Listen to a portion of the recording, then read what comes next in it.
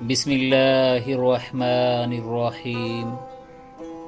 سوچو اگر تم ایک بستی میں کھڑے ہو جہاں ہر گلی گناہ کی بدبو سے بھری ہو اور ہر آنکھ میں حیا کی روشنی بجھ چکی ہو، اور تم یہ بھی جانتے ہو آسمان کا صبر ختم ہونے والا ہے، لیکن پھر بھی کوئی تمہاری بات سننے کو تیار نہ ہو۔ پھر اچانک شہر کے دروازے پر اجنبی مہمان آئیں، حسین، نورانی اور پر اسرار۔ تمہارے دل کو پتہ ہے یہ مہمان خوشخبری نہیں فیصلہ لے کر آئے ہیں۔ یہ وہ لمحہ ہے جس کے بعد نہ بستی باقی رہے گی نہ اس کے لوگ۔ سورۃ الاعراف آیت نمبر 80 سے 81 میں ہے، وَلُوطًا إِذْ قَالَ لِقَوْمِهِ أَتَأْتُونَ الْفَاحِشَةَ مَا سَبَقَكُم بِهَا مِنْ أَحَدٍ مِنَ الْعَالَمِينَ إِنَّكُمْ لَتَأْتُونَ الرِّجَالَ شَهْوَةً مِّن دُونِ النِّسَاءِ بَلْ أَنْتُمْ قَوْمٌ مُسْرِفُونَ۔ اور یاد کرو لوط کو جب اس نے اپنی قوم سے کہا، کیا تم ایسی بے حیائی کرتے ہو جو تم سے پہلے دنیا والوں میں سے کسی نے نہیں کی؟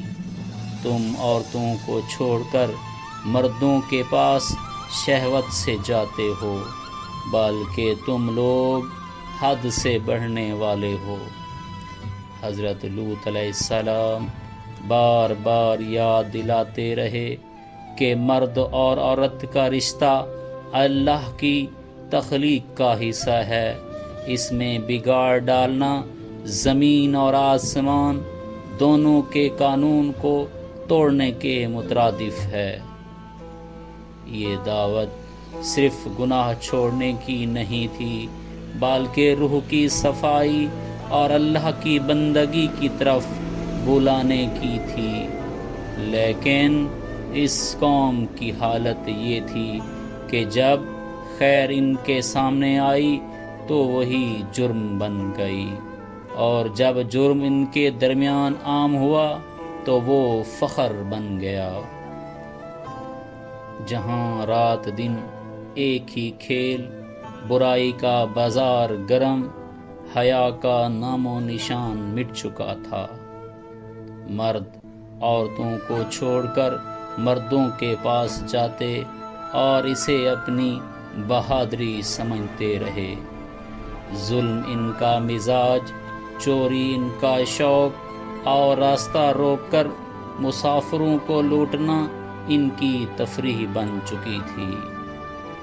قرآن میں ہے، أَإِنَّكُمْ لَتَأْتُونَ الْفَاحِشَةَ مَا سَبَقَكُم بِهَا مِنْ أَحَدٍ مِنَ الْعَالَمِينَ إِنَّكُمْ لَتَأْتُونَ الرِّجَالَ وَتَقْطَعُونَ السَّبِيلَ وَتَأْتُونَ فِي نَادِكُمُ الْمُنكَرَ۔ کیا تم ایسی بے حیائی کرتے ہو جو تم سے پہلے دنیا والوں میں سے کسی نے نہیں کی؟ تم مردوں کے پاس جاتے ہو، راستہ کاٹتے ہو اور اپنی مجلسوں میں برائیاں کرتے ہو۔ لیکن سب سے خوفناک بات یہ تھی کہ جب اللہ کا نبی انہیں روکنے آیا تو انہوں نے مذاق اڑایا، تالیاں بجائیں اور ایک دوسرے سے کہا، لوط اور اس کا گھرانہ بڑا پاکیزہ بنتا ہے، نکال دو ان کو بستی سے۔ اخرجوا آل لوط من قریتکم انہم اناس یتطہرون۔ لوط کے گھر والوں کو اپنی بستی سے نکال دو، یہ لوگ بڑے پاکیزہ بنتے ہیں۔ یہ وہ لمحہ تھا جب آسمان کا صبر ختم ہو چکا تھا، فیصلے کی گھڑی قریب آ چکی تھی، دنیا ابھی سکون میں تھی، کسی کو خبر نہیں تھی کہ آسمان کے فرشتے انسان کا روپ دھارے ایک ایسے مشن پر روانہ ہو چکے ہیں جو ایک بستی کی تقدیر بدل دیں گے۔ پہلے وہ حضرت ابراہیم علیہ السلام کے پاس آئے، اجنبی مہمان، خوشبو سے مہکتے چہرے اور چمکتی آنکھیں۔ انہوں نے ایک خوشخبری دی، اور وہ خوشخبری ان کے بیٹے کی پیدائش کی تھی۔ لیکن حضرت ابراہیم علیہ السلام نے محسوس کر لیا، یہ مہمان صرف خوشخبری لے کر نہیں آئے، ان کے چہروں پر ایک اور فیصلہ لکھا ہوا تھا۔ فرشتوں نے کہا، ہم بھیجے گئے ہیں ایک ایسی قوم کی طرف جو گناہ کے سمندر میں ڈوب چکی ہے۔ سدوم کی آخری رات اتر چکی تھی جب وہ حضرت لوط کے دروازے پر پہنچے۔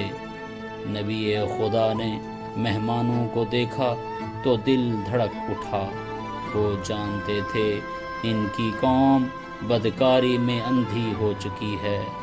شہر میں خبر پھیل گئی، اندھی خواہشوں کے غلام گروہوں کی صورت میں حضرت لوط کے گھر کا رخ کرنے لگے۔ قدموں کی چاپ، کہکے، گندی باتوں کی گونج اور دروازے پر پڑتی دستک، یہ سب ایک آنے والے فیصلے کا اعلان تھا۔